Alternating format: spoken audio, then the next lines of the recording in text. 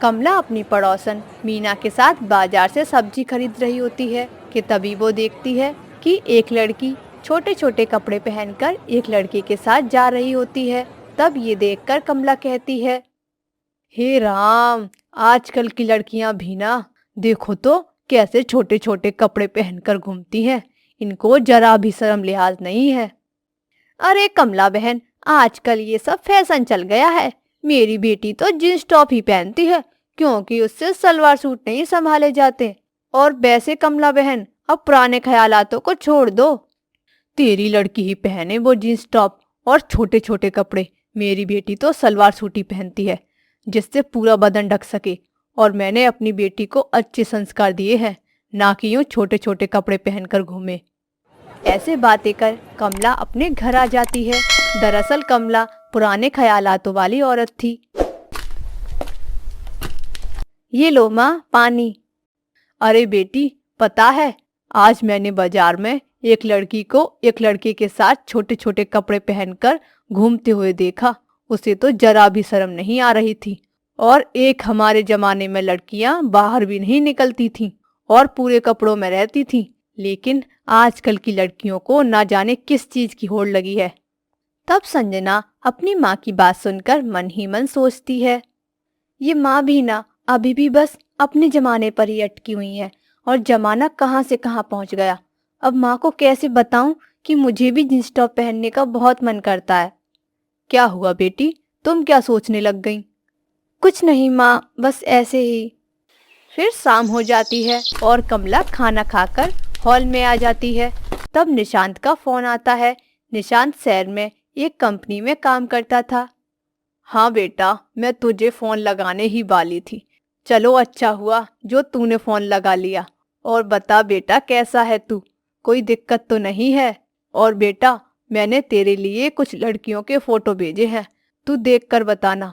मैंने तेरे लिए संस्कारी लड़कियों के फोटो भेजे हैं और अच्छा दहेज भी देने को तैयार हैं, तो तू देख कर बताना। नहीं माँ, मुझे नहीं देखने फोटो। वैसे मैं आपसे इस बारे में बात करने ही वाला था कि मैंने एक लड़की को पसंद कर लिया है। वो मेरे साथ ही कंपनी में काम करती है और मैं उसे करीब 2 साल से भी जानता हूँ। तो माँ, मैं उसी से शादी करूँगा। शिवानी एक समझदार और पढ़ी लिखी लड़की है माँ।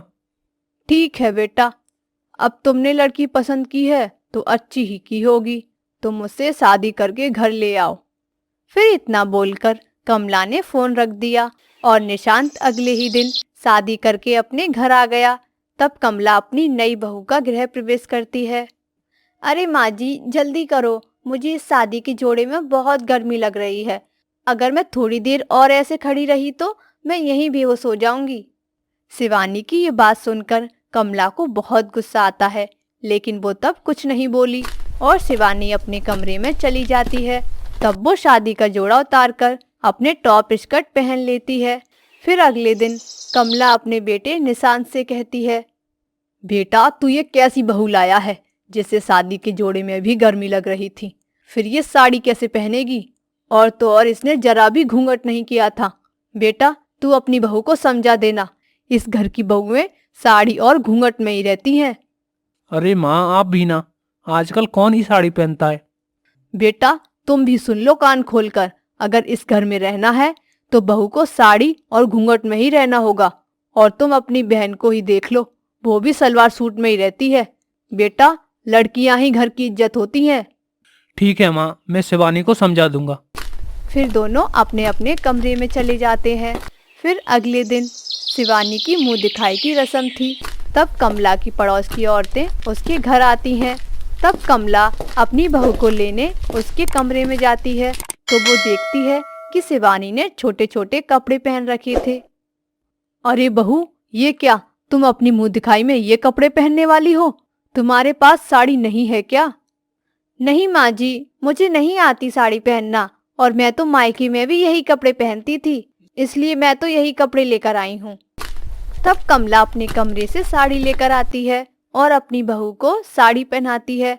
फिर शिवानी की मुंह दिखाई की रस्म शुरू हो जाती है और शिवानी उस साड़ी में बहुत अच्छी लग रही थी, इसीलिए सभी औरतें उसकी तारीफ करने लगती हैं। वाह वाह कमला, तेरी बहू तो कितनी सुंदर है। बिल्कुल चांद का टुकड़ा लाई है तू तो अपने बेटे के लिए, और संस्कारी भी है। देखो तो कितनी अच्छे से साड़ी पहन रखी है। हाँ हाँ मीना बहन, तुमने बिल्कुल सही कहा। कमला अपने बेटे के लिए बिल्कुल संस्कारी और सुंदर बहू लाई है। फिर कमला कुछ नहीं बोली और मुंह दिखाई की रस्म के बाद सभी औरतें अपने अपने घर चली जाती हैं और शिवानी भी अपने कमरे में आकर फिर से जींस टॉप पहन लेती है। फिर शाम हो जाती है। निशांत, और कब तक माँ जी मुझे ये साड़ी पहनने को बोलती रहेंगी? मुझसे नहीं संभाली जाती ये साड़ी वाड़ी। और आज जब माँ जी ने मुझे वो साड़ी पहनाई थी तो मैं तो उससे गिरने ही वाली थी। लेकिन अब से मैं ये साड़ी वाड़ी नहीं पहनूंगी, तुम बोल देना माँ जी से। हाँ हाँ शिवानी, मैं बोल दूंगा। लेकिन अब तुमको भी पता चल गया होगा कि माँ जी कितने पुराने ख्यालातों वाली है, इसलिए मैंने तुमसे पहले ही समझाया था। फिर अगले दिन। माँ, आप शिवानी को साड़ी पहनने पर क्यों जोर देती हो जब उसे पहनना ही नहीं आता तो? क्या क्या कहा? क्यों नहीं अच्छा लगता तेरी बहू को साड़ी पहनना? बेटा, मुझे संस्कारी बहू चाहिए थी, ना कि ये सैरी बहू जिसे साड़ी पहनना तक नहीं आता। और तू बेटा अपनी बहू से कह देना, अगर इस घर में रहना है तो साड़ी पहनकर और पूरा बदन ढका होना चाहिए। पायल की अभी अभी नई नई शादी हुई थी, लेकिन सुहागरात के अगले ही दिन उसका पति विदेश चला गया। तब वो अकेली रह गई। शादी से पहले मैंने कितने अच्छे सपने देख रखे थे। मैंने सोचा था विमल मुझे हनीमून पर ले जाएगा, हम लोग विदेश घूमने जाएंगे। तभी वहां पर पायल का ससुर आ गया। क्या हो गया पायल बहू, बड़ी परेशान लग रही हो? अब आप ही देखिए ना ससुर जी, हमारी नई नई शादी हुई है और विमल आज सुबह ही विदेश निकल गए। मैंने कितने सपने देखे थे। अरे बहू, यही ना कि तू विमल के साथ हनीमून पर जाएगी, पर ऐसा कुछ नहीं हुआ, यही सोच रही है ना तू? ससुर जी, मैं आपसे इस बारे में बात नहीं कर सकती। मैं जा रही हूँ, सासू माँ से इस बारे में बात करती हूँ। अरे बहू, इसमें इतना शर्माने वाली कोई बात नहीं। पायल, हम लोग मॉडर्न हैं, और अगर तुझे विदेश ही घूमना है तो मैं तुझे घुमा देता हूँ। ससुर जी तो थोड़ा ठरकी टाइप के लगते हैं। मैं जाकर सासू माँ से बात करती हूँ। अरे नहीं नहीं ससुर जी, मुझे थोड़ा काम है, मैं चलती हूँ। फिर इतना कहकर पायल अपनी सास के कमरे में चली गई। माँ जी, मुझे आपसे एक ज़रूरी बात करनी थी। हाँ हाँ, मुझे पता है तुझे क्या बात करनी है। यही ना कि विमल शादी होते ही बाहर चला गया। अरे हम लोग भी इसी वजह से बहुत परेशान रहते हैं। हाँ सासू माँ, आपने बिल्कुल सही कहा। विमल के बारे में तो मुझे आपसे बात करनी थी, पर लेकिन आप ससुर जी को कुछ समझाती क्यों नहीं? मुझे लगता है ससुर जी थोड़े ठरकी हो गए हैं। बहू, ये तू कैसी बातें कर रही है? तुझे जरा भी शर्म नहीं है क्या? सासू माँ, मुझे उनके बारे में बात करते हुए बहुत शर्म आ रही है, पर मैं क्या करूँ? और जब मैंने उनसे विमल की शिकायत की तो ससुर जी ने पता है क्या कहा? उन्होंने कहा कि तुम मेरे साथ चलो हनीमून पर। अरे तो इसमें कौन सी बड़ी बात हो गई? तुझे घूमने के लिए ही तो बोल रहे थे। ये सुनकर पायल को और सदमा लग गया। तभी उसकी ननद उसके पास आ गई। अरे ननद जी, आप दिन भर कहाँ थी? कहीं नहीं भाभी, बस वो चौराहे पर खड़ी थी। मैं सोच रही थी कि कोई बॉयफ्रेंड पटा लूं, पर कोई पटा ही नहीं। छी, आप ये कैसी बातें कर रही हैं? अरे अब सब छोड़ो आप, चलिए हम दोनों मिलकर जल्दी से खाना बना लेते हैं, मुझे बहुत भूख लगी है। हे भगवान, मेरे ससुराल वालों को आखिर हो क्या गया है? सबके सब ठरकी हैं। बहू, मुझे पता है कि विमल नहीं है, इस वजह से तुझे अकेलापन महसूस हो रहा है। तू चल मेरे कमरे में। फिर ये सुनकर पायल की आंखें फटी की फटी रह गईं। अरे बहू, क्या हुआ? तुम ऐसे चौंक क्यों रही हो? अरे दरअसल वो मेरे कहने का मतलब था कि मेरे कमरे में चल, वहाँ पर तेरी सासू माँ और मेरी बेटी है, हम सब मिलकर अंताक्षरी खेलेंगे, तेरा मन बहल जाएगा। अरे नहीं ससुर जी, वो विमल का फोन आने वाला होगा तो मैं उनसे बात करूंगी। मुझे अकेले रहने दीजिए प्लीज। और ठीक है बहू, जैसा तुझे ठीक लगे। मैं जा रहा हूँ आराम करने। और हाँ, अगर तुझे कहीं घूमने का मन हो तो बता देना, मैं टिकट करा लूँगा, अच्छी तरह सोच लेना। इतना कहकर उसका ससुर चला गया। पायल ने उसी वक्त अपने भाई अजय को फोन करके अपने ससुराल बुला लिया। फिर अगली सुबह। अरे पायल, तुमने अचानक मुझे बुला क्यों लिया? कोई प्रॉब्लम है क्या? अरे, अब अपने भैया को तो अपने ससुराल वालों के ठरकपन के बारे में बता नहीं सकती। किसी बहाने मैं कुछ दिनों तक अपने भाई को यहीं रोक लेती हूँ। अरे क्या हुआ पायल? क्या सोचने लगी? कोई प्रॉब्लम है तो बता। अरे वो तेरे जीजा जी शादी के दूसरे दिन ही अमेरिका ट्रिप पर निकल गए। तब से हमारी बात ही नहीं हो पा रही। पता नहीं उन्होंने शादी क्यों की थी, और मैं बोर हो रही थी तो इसलिए तुझे बुला लिया। तभी वहां पर पायल की सास और ननंद आ गए। अरे अजय, तुम कब आए? बड़े हैंडसम लग रहे हो। हाँ हाँ, सच में माँ, अजय जी तो बड़े हॉट लग रहे हैं। चलिए, आप हमारे कमरे में चलिए, हम तीनों मिलकर खूब बातें करेंगे। हाँ हाँ, क्यों नहीं। फिर दोनों उसे पकड़कर अपने कमरे में लेकर चले गए और अंदर से दरवाजा बंद कर लिया। लेकिन पायल खिड़की से सब कुछ देख रही थी। अब कुछ ज्यादा ही नहीं हो रहा है? मेरे ससुराल का हर एक सदस्य ठरकी है। पता नहीं ये लोग मेरे भैया के साथ क्या करने वाले हैं। अरे बेटा, तुझे चौराहे पर नहीं जाना है क्या? और हाँ, याद रहे जो बाबा जी ने कहा है वो तो हमें करना ही पड़ेगा। अगर हम इसमें जरा भी चूक गए तो पूरी जिंदगी हम ऐसे ही रहेंगे। मैं अजय जी से बात करती हूँ, तू जा। अरे हाँ, मैं तो भूल ही गई थी, मैं जाती हूँ चौराहे पर। तब तक आप इनसे बातें करो, मैं शाम तक आ जाऊंगी। पायल तुरंत वहां से हटकर अपने कमरे में चली गई। अभी तक तो मुझे लगा था कि मेरे ससुराल वाले ठरकी हैं, पर अब मुझे लगने लगा है कि ये सब के सब पागल हैं। मेरे माँ बाप ने मेरी शादी पागल खाने में कर दी है। अजय बेटा, मैं हमेशा से चाहती थी कि तुम्हारे जैसा मेरा कोई बॉयफ्रेंड हो, इसीलिए मैंने इस उम्र में भी अपना फिगर मेंटेन रखा है। अब वो, क्या मैं तुम्हें पसंद हूँ? जी, ये आप कैसी बातें कर रही हो? आप मेरी बहन की सास हो। मैं जा रहा हूँ यहाँ से। कि तभी उसका पति बिमल घर आ गया। अब कहीं आप भी तो बाहर दूसरी लड़की के चक्कर में नहीं पड़े थे?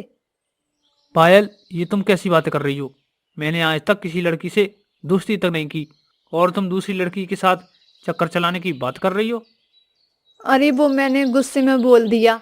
चलिए अंदर चलिए, आराम कर लीजिए, आपको कल फिर कहीं जाना होगा। नहीं पायल, अब मैं इसी शहर में रहकर काम करूंगा। यहाँ तक कि कंपनी को मेरा काम इतना पसंद आया कि अब मैं वर्क फ्रॉम होम कर सकता हूँ। आज से मेरा सारा वक्त तुम्हारा। ये तो चमत्कार हो गया। मुझे समझ नहीं आ रहा कि ये चमत्कार आखिर हुआ कैसे। तभी वहां पर पायल की सास, उसका ससुर और ननंद वहां आ गए। बहू, ये सचमुच चमत्कार ही है। बचपन में ही हमने इसे हॉस्टल भेज दिया था। कॉलेज की पढ़ाई भी इसने पेरिस में रहकर ही की है, और जब से इसे नौकरी मिली है तब से कभी इस देश में रहता है तो कभी उस देश में। इसीलिए इसने हमें कभी वक्त ही नहीं दिया।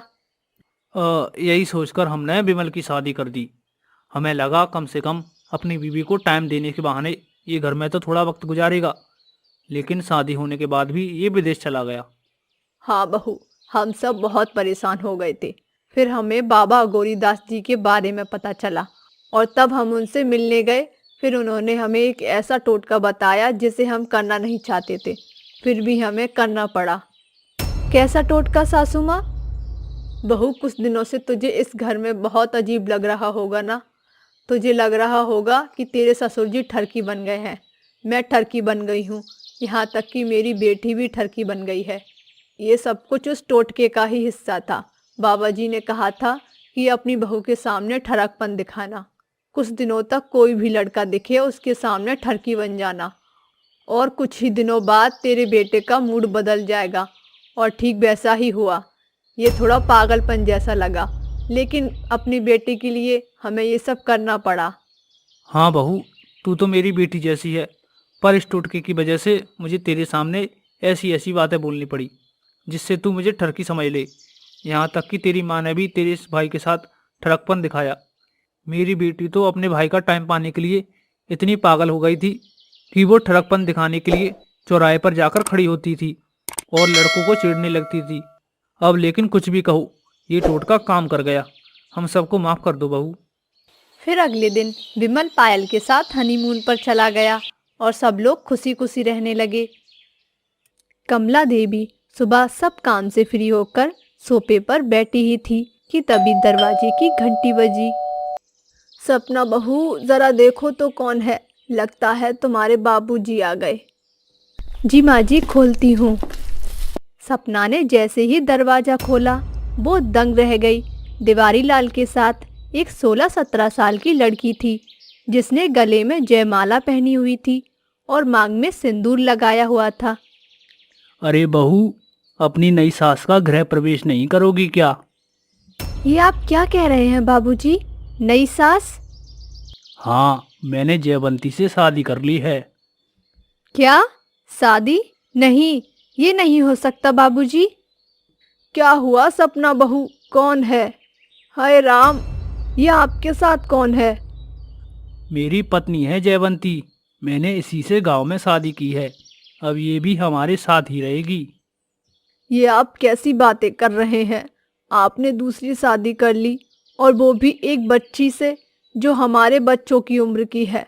घर में बहू बेटा है और आप इस उम्र में अपने बच्चों के बराबर की लड़की को शादी करके ले आए हो। अरे मुझे जयवंती पसंद आ गई तो मैंने उससे शादी कर ली। और जयवंती मेरा बहुत ख्याल रखती है। वैसे भी तुम्हारी उम्र हो चुकी है, इसलिए जो मेरा ख्याल करेगा मैं उसे ही तो अपने साथ रखूंगा। दिवारी लाल जी ठीक कह रहे हैं। मैं और दिवारी लाल जी एक दूसरे से बहुत प्यार करते हैं और जब हम दोनों को इस शादी से कोई ऐतराज नहीं है तो आप बीच में बोलने वाली होती कौन हो? अब से मैं इसी घर में रहूंगी दिवारी लाल जी के साथ। बाबूजी, ये ठीक नहीं है। ये आप क्या कर रहे हो? माँ के होते हुए आप दूसरी शादी नहीं कर सकते हो। हाँ बाबूजी, रवि ठीक कह रहे हैं। एक शादी होते हुए दूसरी शादी करना कानूनन जुर्म है और वैसे भी जयवंती नाबालिग है और एक नाबालिग से शादी करना भी जुर्म है। अगर माँ जी चाहें तो आपको अंदर भी करवा सकती हैं। अंदर करवाना है तो करके दिखाए। मैं अभी कमरे में जाऊंगा और अपनी जान दे दूंगा। और बोलो कमला, क्या तुम भी यही चाहती हो कि मैं अपनी जान दे दूं? मैं अपनी खुशी ना देखूं? बहू, रवि बेटा, जो होना था वो हो गया। इन्होंने अपनी मर्जी करनी थी, कर ली। अब कुछ नहीं हो सकता। मैं नहीं चाहती कि मेरी वजह से कोई भी अपनी जान दे। जयवंती दिवारीलाल के साथ पत्नी बनकर घर में रहने लगी। कुछ दिनों के बाद जयवंती के माँ बाप भी रहने के लिए आ गए। उन्होंने कभी शहर का रहन सहन नहीं देखा था तो इसीलिए आते ही पूरे घर को नरक बना दिया। बहू, रसोई में से तो बड़ी गंदी बदबू आ रही है।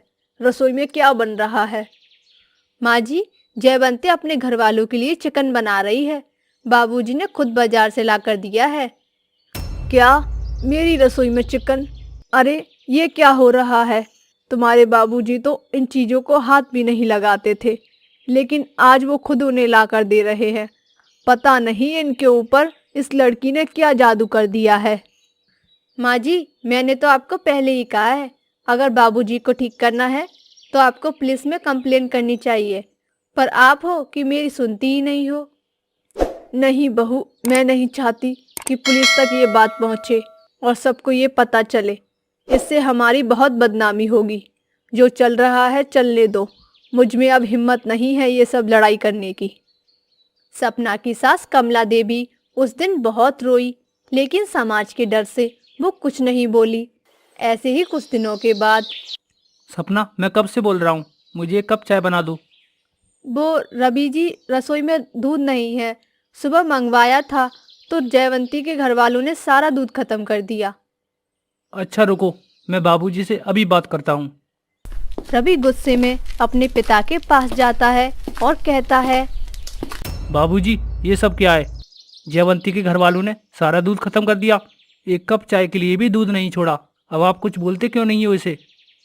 देखा आपने अपनी माँ से कैसे बात कर रहा है।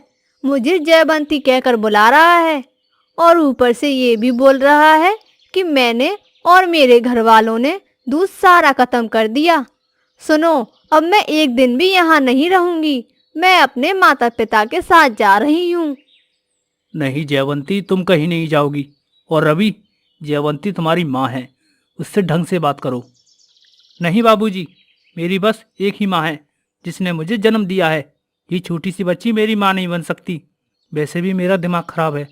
आप एक काम करो, इस जायदाद का बंटवारा कर लो, अपने हिस्से की अपने पास रखो और मेरे हिस्से की मुझे दे दो।